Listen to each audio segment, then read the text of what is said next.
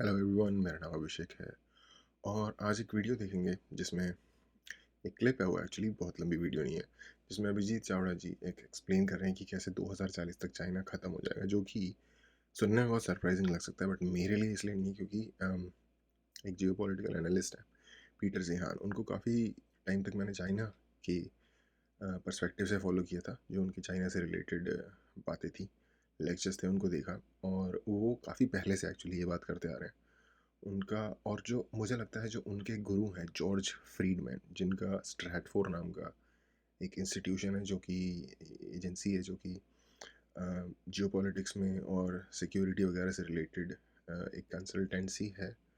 और वो काफ़ी सारे लेक्चर्स भी अपने पुट आउट करते हैं। तो मैं उन उन दोनों को ही काफ़ी लंबे समय से फॉलो कर रहा था, और लगभग 5 एक साल से। और वो लोग ये बात लगभग 5 से 10 साल पहले से करते आ रहे हैं कि चाइना का जो फ्यूचर है वो बहुत ब्राइट नहीं है। ये अभी आपको बहुत तेज़ी से फड़फड़ाता हुआ दिख रहा है, लेकिन ये एकदम से ही बुझना शुरू हो जाएगा। और उसके कुछ लक्षण जो उन्होंने तब बताने शुरू किए थे वो अब दिखने शुरू भी हो गए हैं। फॉर एग्जांपल, उनका पॉपुलेशन डिक्लाइन में ये चीज़ नज़र आ रही है। पॉपुलेशन एक ऐसी चीज़ है कि अगर उसको वो अनकंट्रोलेबली डिक्लाइन हो गई तो उससे रिकवर करना ऑलमोस्ट इम्पॉसिबल होता है। ऑलमोस्ट भी नहीं, इम्पॉसिबल होता है बेसिकली। और जिसके साइंस दिखने शुरू हो गए हैं उनके सिस्टम में। अभी जो वहाँ पे बैंकिंग क्राइसिस चल रहा है चाइना में, वो अपने आप में ही अनप्रेसिडेंटेड है चाइना के लिए। और ऑलमोस्ट ऑलमोस्ट एक डोमिनो इफेक्ट क्रिएट कर रहा है, जो कि जो चाइना के सबसे बड़े एक आईसीबीसी बैंक है चाइना का, जो दुनिया के सबसे बड़े बैंक्स में से एक है, उस तक ये रूरल बैंक से प्रॉब्लम शुरू हुई थी। पता नहीं 17 या कुछ रूरल बैंक थे, या 7 थे या 17 थे, I don't remember the exact number, but कुछ रूरल बैंक थे, कोऑपरेटिव रूरल बैंक जैसे होते हैं। उनसे ये सिचुएशन शुरू हुई बैंक डिफ़ॉल्ट की, और स्नोबॉल होते होते अभी आईसीबीसी जो चाइना का और इनफैक्ट दुनिया के सबसे बड़े बैंक्स में से एक है, उन लोगों ने भी विड्रॉल पे लिमिट्स लगा दी हैं, बहुत सारी पाबंदियां लगा दी हैं। और लोग कह रहे हैं कि इसके बहुत खतरनाक नतीजे भी आ सकते हैं। तो ये एक और एस्पेक्ट है जो देखने को मिल रहा है। और उसके अलावा उन्होंने जो जीरो कोविड करके अपने लोगों की ऐसी तैसी की हुई है, और बाकी दुनिया में भी जो सप्लाई चेन की उन्होंने ऐसी तैसी मारी हुई है, वो सब अलग है। एनीवे, बहुत ज़्यादा बकवास होगी मेरी साइड से। अभिजीत चावड़ा जी की बात सुनते हैं और फिर बात करेंगे। Is a podcast are going to replace books? I don't know about that. मत बोला कर भाई, नहीं करेगा। But I do think PRS clips will assist your learning process. Ji, The इतना ही बोल दो geopolitical बहुत। map of the world right now. China is rising. We've mentioned repeatedly on this podcast how they're looking to surpass USA in around the year 2050. That's what they're targeting. Keeping 2050? all the data points in mind, 2050? Dude, 2030 के आसपास करने की सोच रहे do you think that's likely going हैं to GDP में। PPP में already कर चुके हैं। happen? And if it is not to happen, how will it not happen? What will the USA have to do from a geopolitical perspective? I think the biggest enemy, इंसान के बच्चे की तरह बात करा करो यार।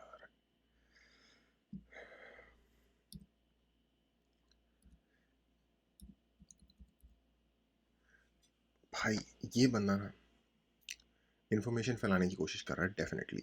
नो, उसमें कोई प्रॉब्लम नहीं है। बट ये तो वे क्या होगा जब ऐसे होगा? ये ऐसे क्यों बोलता है यार? biggest obstacle China could face is China itself. What's happening right now is that its economy is beginning to stagnate. It had more than a decade of बिल्कुल, exactly. The biggest road block in on the way of China is China itself. उनका जो वो system है वो sustainable नहीं है। उन्होंने 70-80 साल निकाल दिए किसी तरीके से, लोगों को दबा के आगे भी निकाल देंगे वो कुछ और time. But at the end of the day the cookie is gonna crumble. 10% plus growth. It simply exploded. It went exponential for the longest time. It began in the late 70s. It picked up a little bit of steam in the 80s. 90s onwards, it just went like a freight train. Now, what we are facing is that China is beginning to reach the stage of a middle income nation. Now they can no longer afford. यार मैं इसके channel पे react कर रहा हूँ और इसको इतना ज़्यादा रोस्ट करता रहता हूँ। कॉपीराइट पड़ेगा। Afford that incredibly cheap labor to build stuff. So now the economy. भाई मत मानना यार। all is said in jest. ऐसी कुछ होता है ना, all what is said is in jest, something like that. Is kind of slowing down. It's around 5 or 6% per year officially. Maybe it's way lower than that unofficially in the real sense. And number force करने में दुनिया की सबसे महारत हासिल है उनको। पूरी दुनिया की जो फाइनेंशियल एजेंसीज हैं, वर्ल्ड बैंक से लेके आईएमएफ सा, हर कोई उनको बोलता है नंबर फोर्स करते हैं, करेंसी मैनिपुलेट करते हैं। कौन सा ऐसा दो नंबर का काम है जो चाइना नहीं करता? the other problem they are facing is that their population is rapidly aging. Their one child policy is bringing home disastrous consequences now. Every Chinese person is alone. They don't have any siblings. They don't have any uncles. They don't have any aunts. They have no nieces, no nephews. It's a strange society they're living in. And everybody is getting older. The whole nation, the average strange age and is चूतिया rising. Society. In a couple of decades, it's going to be a graying nation. There'll be very few youths, statistically, as a percentage of the population. That is problematic. A country that has a youthful population always has a great future. India still has a youthful full population. The Chinese are facing this demographic disaster. Their economy is also slowing. Their entire premise of replacing the US. यार इसको देखो, ऐसा नहीं लग रहा कि appear करने की कोशिश कर रहा कि हाँ मुझे सब समझ आ रहा है, मुझे बहुत भाई, मेरे प्यारे छोटे भाई, is predicated बंदा on बन their जा। economy still continuing to grow, their military becoming more powerful, and their continuation of putting out dynamic leaders who can take the country forward.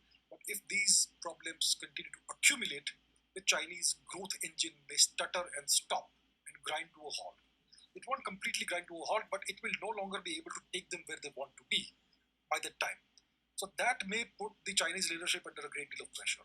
Once societal pressures rise, then there is strife in the country. And there may not be, there's already issues with COVID and all that, the very harsh lockdowns they've imposed. There has been open dissent in society, and that's coming out in social media, which is very rare for China. So there are problems. There are cracks appearing. They may still be able to control it right now, but as time progresses, there may be problems that creep up and accumulate and become too large to bear. So then the Chinese may kind of panic. They may decide that whatever we can grab now, let's grab it and go to war. Try to grab Taiwan, grab something else, take over Japan, attack India. They could do something stupid. They do something stupid, a whole lot of dominoes will fall, and then we could have anything that would ensue. ये So I ये think जो ये बात कर रहे हैं ये बड़ी डेंजर बात है। और ये होने के जैसे रशिया के बारे में लोग कह रहे हैं कि देखो रशिया को बहुत ज़्यादा मत दबाओ, क्योंकि एंड में अगर उनके पास एक न्यूक्लियर का ऑप्शन रह गया तो बात बहुत डेंजर लेवल पे पहुंच जाएगी। उनको जितना वो थोड़ा बहुत जीतना चाहते हैं जीतने दो। चाइना के साथ भी यही प्रॉब्लम है। अगर चाइना कि बिल्कुल ही मतलब जिसे कहते हैं ना कि खोने को कुछ नहीं बचा, कुत्ते वाली हालत अगर उनकी हो जाती है तो वो जिस मर्जी पे इधर उधर चढ़ दौड़ेंगे। इंडिया की तो चलो आर्मी स्ट्रांग है, हम शायद संभाल लें थोड़ा बहुत, लेकिन वो दूसरी कंट्री पे भी इधर उधर चढ़ दौड़ सकते हैं। हालांकि उनकी आर्मी बेकार है, लड़ने वड़ने का उनमें दम नहीं है। वियतनामीज ने उनको पीटा था 70s में बुरी तरह से, लेकिन फिर भी लोग तो मरेंगे ही, नुकसान तो होगा ही। तो ये एक ऐसी चीज़ है जिसपे दुनिया को ज़रूरत है नज़र रखने की, और हो सकता है वो ताइवान पे ही चढ़ दौड़े। that the Chinese could be stuttering right now. They may not be quite on track to achieve what they wish to achieve. They still have the big economy. They still have the industries. But will they be able to sustain it for the next 20 years? That's a big question. Thanks for watching. Make sure you check out the... okay, इन्होंने इसको question mark में रखा है, ठीक है। I don't know, यानी कि ये टाइटल थोड़ा सा मिसलीडिंग है। उन्होंने ये नहीं कहा कि चाइना विल फॉल बाय 2040। उन्होंने कहा है कि स्टार्टर हो रहा है, क्या ये इस ग्रोथ को मेंटेन कर पाएंगे कि नहीं। तो मैं आपको देता हूँ थोड़ा और अंडरस्टैंडिंग बढ़ाने के लिए। पीटर जिहान, जिनका नाम मैंने सर्च किया था, उनके आप लेक्चर्स देख सकते हो चाइना के बारे में। और जो उनके भी गुरु हैं, पिताजी हैं उनके, उनका नाम है जॉर्ज फ्रीडमैन। पिताजी नहीं है, ऐसे ही बोल रहा हूँ, पिताजी। उनके आप लेक्चर्स देख सकते हो चाइना के बारे में, आपको 10 साल पुराने लेक्चर्स भी मिल जाएंगे।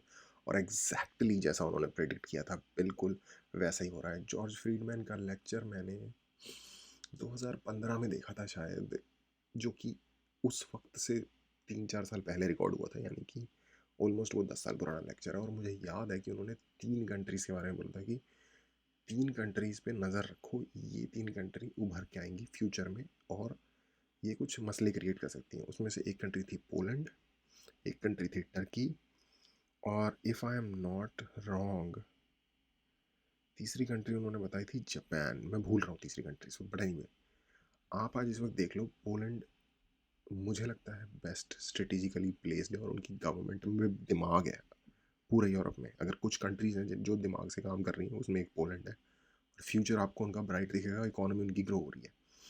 टर्की आपने देखा ही होगा, मल्टी कॉन्टिनेंटल कंट्री है बेसिकली, थोड़ा सा यूरोप में लैंड है, थोड़ा सा एशिया में लैंड है, और अगर आप देखोगे तो अफ्रीका भी उनसे बिल्कुल क्लोज ही है। तो बेसिकली 3 कॉन्टिनेंट के इंटरसेक्शन पे वो कंट्री है, और बहुत ही इम्पोर्टेंट चोक होल्ड्स जिसको कि बॉस्फोरस कहते हैं, जो ब्लैक सी से मेडिटेरेनियन में आता है, उसका जो क्रॉसिंग है वो होल्ड करते हैं। मतलब उनकी जो फिजिकल लोकेशन है ना, आई गेस अपने साइज की कंट्री के हिसाब से one of the best, and अगर सबसे बेस्ट नहीं है तो वन ऑफ द बेस्ट है दुनिया में। और इसीलिए टर्की ने इवन डिफेंस मैन्युफैक्चरिंग में कमाल करके दिखा दिया। उनके ड्रोन्स हैं, बैरक्टर ड्रोन, उन्होंने गर्दा जिसे कहते हैं उड़ा दिया है ये यूक्रेन रशिया की लड़ाई में।